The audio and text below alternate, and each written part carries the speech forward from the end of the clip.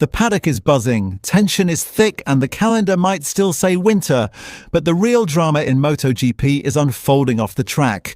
Marc Márquez, the indomitable Spaniard whose name is synonymous with raw speed and fearless racing, is reportedly locked in a high-stakes tug-of-war with Ducati over his 2026 contract. And insiders are whispering, this time it's far trickier than his first deal. For fans and pundits alike, the sight of Marquez pacing the pit lane, helmet in hand, is more than just a pre-season ritual. It's a subtle reminder that even the fastest riders in the world aren't immune to the complex politics behind the scenes.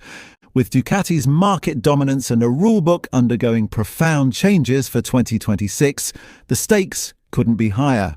Will the 8-time world champions start the season officially under contract, or will negotiations drag the suspense into the first race weekend?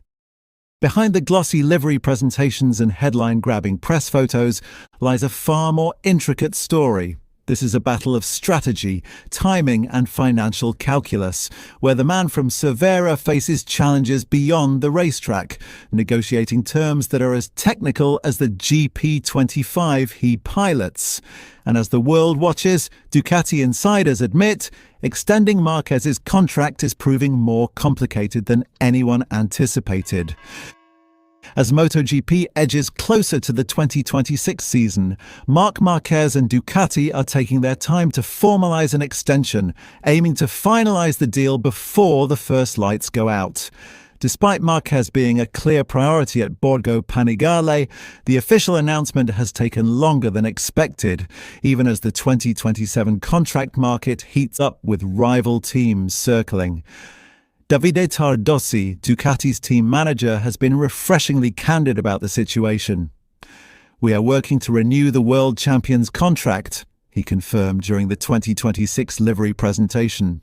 Mauro Grassilli, Ducati's sporting director, added, "The extension is slightly more challenging than the first contract. Certain elements were underestimated initially, which has made the process take a little longer than we had anticipated.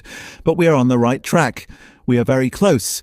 We haven't reached the finish line yet, but I hope it won't be much longer." Marquez himself has stressed that negotiations are progressing positively, despite the delays. With the largest budget on the grid, Ducati has the means to attract the most talented riders. Financially, Marquez, who scored 15 podiums including 11 victories in 2025, is set to receive a larger share than his teammates. "Our budget strategy is consistent with what we've always done," Grassilli explained. "We certainly allocate a slightly higher percentage to riders achieving the best results. As a company that pays attention to costs, we must respect this dynamic, and more importantly, respect the numbers we've allocated. The real challenge is trying to secure the best riders within a defined budget, which is not what other manufacturers typically offer." After months of recovery following his crash at the 2025 Indonesian Grand Prix, Marquez returned to the track in top form, setting the fastest time on day one of pre-season testing at Sepang, 3rd to 5th February. He is in good shape. He did what we expected. We still have a few days of testing left and then a full season ahead. Last year, we won. He was perfect. This year, we hope for the same satisfaction, team insiders commented. Marquez will return to action at the Buriram, Thailand test scheduled for 21st to 22nd February, ahead of the official season opener on 1st March, perhaps with a new contract finally in hand.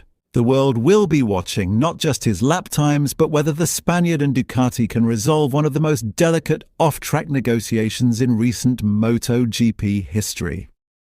What makes this contract saga particularly fascinating is the context. 2026 marks a season of significant regulatory shifts in MotoGP. Ducati is positioning itself not just as a powerhouse on the grid, but as a meticulous financial operator. Extending Marquez's contract isn't a mere formality, it is a strategic decision with long-term implications. Grassilli's comments hint at a subtle balancing act, rewarding performance while respecting budgetary constraints. In other words, Ducati is signaling to the paddock that even their biggest stars must fit into a coherent team strategy. This could set a precedent for future negotiations with other top riders. Meanwhile, Marquez's recovery and performance in pre-season testing send a clear message. The Spaniard remains a force to be reckoned with. Even if contract negotiations extend into the season opener, his competitive edge is intact.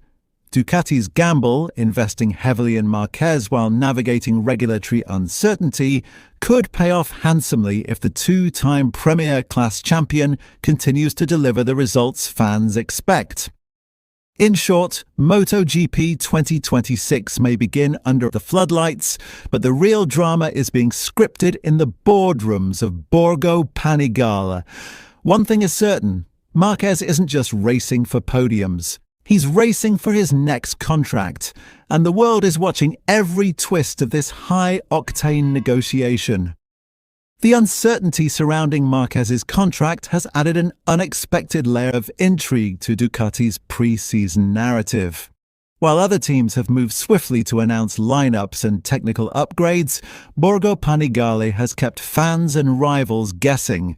Every appearance by Marquez, every comment from team management is being scrutinized for clues about the timing and content of his deal. Behind closed doors, sources suggest the negotiation involves more than just salary figures. Performance clauses, injury contingencies, and even marketing commitments are reportedly under discussion. For a rider of Marquez's caliber who has faced serious injury setbacks in recent years, ensuring contractual protections is as important as financial remuneration. It's a delicate balance between risk and reward, both for the team and the rider. From a technical standpoint, Ducati's engineers are closely monitoring Marquez's adaptation to the GP25's latest evolution. The bike has undergone subtle yet significant changes to accommodate the 2026 regulatory framework, and Marquez's feedback during testing is invaluable. His insights on chassis behavior, aerodynamics, and tire management are shaping fine-tuning decisions that could define Ducati's championship prospects this year. Marquez's presence on the grid is also a psychological advantage.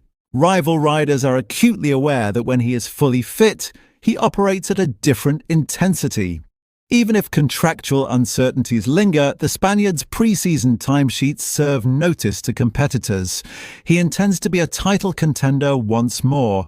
Ducati, therefore, is not just negotiating a contract, they are securing a weapon on the track. Interestingly, industry insiders point out that Ducati's approach contrasts with other manufacturers. While some teams may push riders to accept lower guarantees to manage budget flexibility, Ducati appears willing to bend to retain proven winners.